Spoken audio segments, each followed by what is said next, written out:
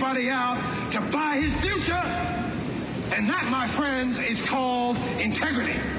That's called courage. Now, a bit of a different one. Probably in parents, I'd have to say. I grew up with records, playing records and that in the lounge room, which was just a normal thing to do. So every weekend, pretty much every day, we'd always have music on.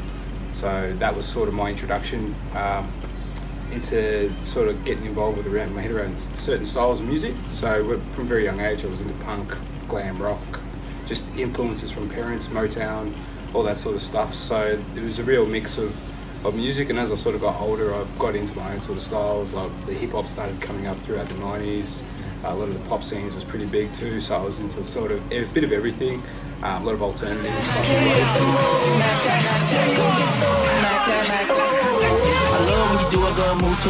as well. But I have to bring it back to my parents again, man, because like a lot of the stuff that I grew up on, you know, it made me appreciate a lot of the music that was out there. You know, my mum, she's a disco-y, dancing sort of style from back then. She loves, you know, Motown and all that.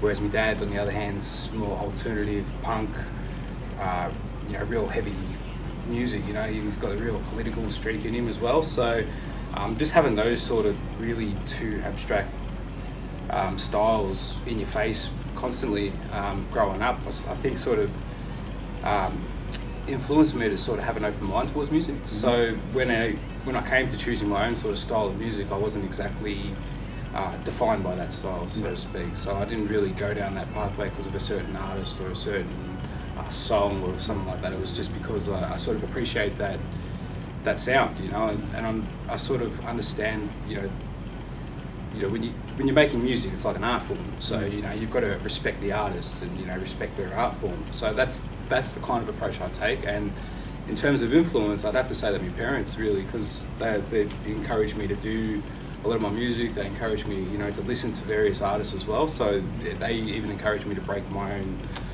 box, which I'm stuck in sometimes. You can get stuck in your own box in your own music. So yeah, they sort of encouraged me just to listen to other artists, listen to older artists, you know, people like Bob Dylan and that. You know, people look at me and they wouldn't expect me to be into him, but he's actually my namesake. So I love his music, you know, and, you know, people like him, Muddy Waters, you know, the real pioneering people that really paved the way for musicians, and especially in the technical aspect as well. You've got the people that really made a big difference in the tech scene, so studio work and developing certain equipment for recording purposes as well. So a lot of those type of people, like those nerds that did all the wiring and the engineering sort of stuff, are sort of influential to me as well. So I can't really define anybody, but yeah, it's a whole range of things.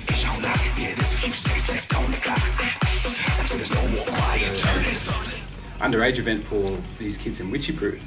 Now Witchyproof's like a really small country town. Now if you drive through there, you pretty much miss it. So it's got one street pretty much, and we did a gig there, and I think it was with Freezer or some organisation like that.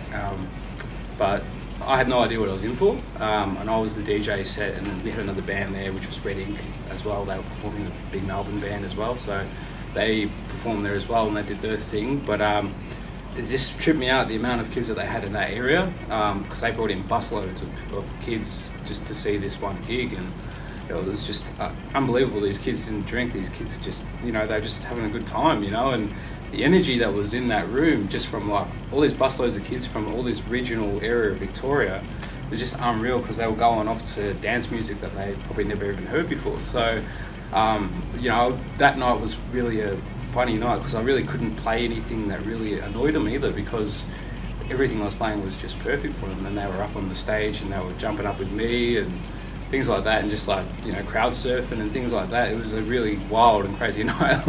Yeah, it was like a warehouse party or something, and I've done warehouse parties that like that, but they're not as fun as like what those kids made of that night. So yeah, it was a real different experience again. So yeah, I loved it. When we rock this room, your shit gets real, yo, bring the boom. We came to bring this boom, bring it. So this is where it starts to get a bit political now. Whoa, geez, January 26th, I suppose. Yeah, on a political side, it's quite a significant date, because I'm not too sure if any of the viewers out there or listeners out there that may be aware of some of the travesties that went on around that particular day, but if you do sit in on a Gary Foley session, he'd be glad to give you an update of some of the significant events that happened on that day. But for me personally, it is a day of healing, and it is a day of, well, it is a sorry day in my view. So a lot of people, I grew up in a small country town, so it was very divided, black, white.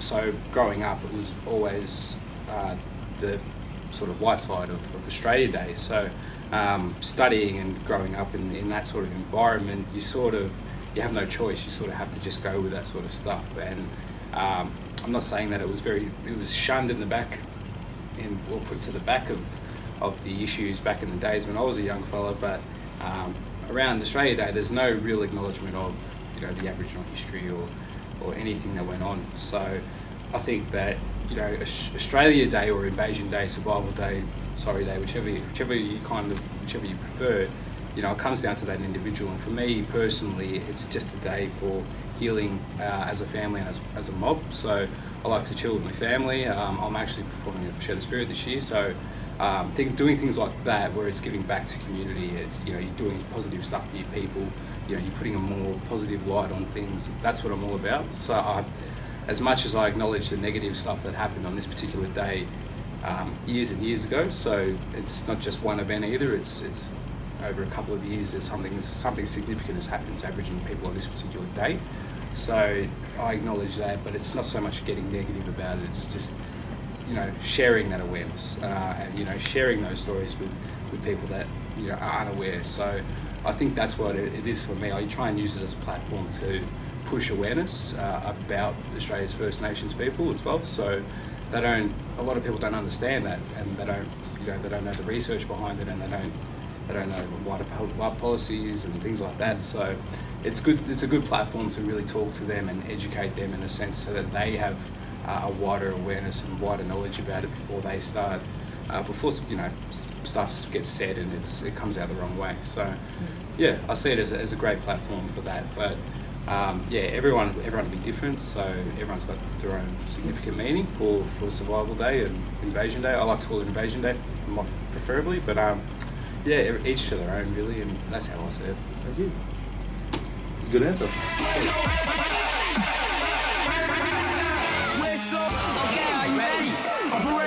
Just catching up with a lot of the people performing as well, like just seeing a lot of the dudes. I heard Mon talking about Philly and all that as well. So catching up with Brother Boy, I haven't seen him for a while actually. So it'd be pretty cool to catch up with him, and I think Gex is going to be there as well. So I'm looking forward to catching up with him. I seen him in the city a couple of months ago last year actually. So I haven't seen a lot of them boys for a long time. So it'd be cool to catch up with them and just sort of get back to the old ways we used to be, and just have a little bit of a laugh and a joke, and spin some stories and have some yarns about some of the travels that we've been on. I think just getting out there again as well, because this is probably my first time performing at Share the Spirit for about 2 years, I think. So I've sort of been all over the place with music and production and stuff like that. So it's really cool for me to sort of get back to DJing and just sort of getting back on the stage at Share the Spirit, and I guess showing off some of the skills as well, because I don't really get much time to DJ as well. So it's pretty cool to work with the artists and just mix out some real random stuff. So I've got some real different stuff lined up for this year, and I'm just hoping that everyone sort of digs it and gets into it. So I want it to be a real positive, happy sort of vibe, and everyone's just going off. So I'm hoping that we can get that going at Show the Spirit, and knowing the event, it's going to be pretty big, and I know that heaps of mob are going to rock up to it. So I just hope that everybody's in that party and mood, because it's going to be a huge year, this one. Come down to Share the Spirit. We've got like a huge lineup, so come have a yarn to us as well.